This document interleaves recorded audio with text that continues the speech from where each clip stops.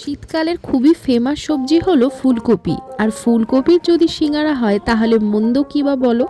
তাহলে চলো আজকে তোমাদেরকে দেখাই ফুলকপির সিঙ্গারা আমি কিভাবে বানালাম। প্রথমেই 400 গ্রামের ময়দা নিয়েছি, তার মধ্যে তেল, নুন, চিনি দিয়ে ভালো করে ময়াম করে নেওয়ার পর জল দিয়ে মেখে একটা ডো তৈরি করে রাখতে হবে। অন্যদিকে কড়াই তেল দিয়ে প্রথমে বাদামটাকে ভেজে নেওয়ার পর আলু ফুলকপিগুলোকে দিয়ে দিলাম। আলু ফুলকপিগুলো ভাজা হয়ে আসলে দিয়ে দিলাম নুন, হলুদ, লঙ্কার গুঁড়ো, স্বাদ মতো চিনি, জিরে গুঁড়ো, ধনে গুঁড়ো। সামান্য একটুখানি জল দিয়ে সিদ্ধ হয়ে গেলে কিন্তু দিয়ে দেবো বাদাম, কাসুরি মেথি, ভেজে রাখা মশলা।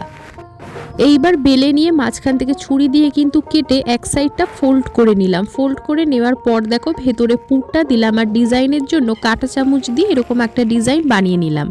তেলটা গরম হয়ে আসলে কিন্তু সিঙ্গারাটা আমি উল্টে পাল্টে ভেজে নিলেই তৈরি হয়ে যাবে গরম গরম মুচমুচে খাস্তা ফুলকপির সিঙ্গারা। ভিডিওটা ভালো লাগলে লাইক করে দিও, সাবস্ক্রাইব করে দিও। বাই।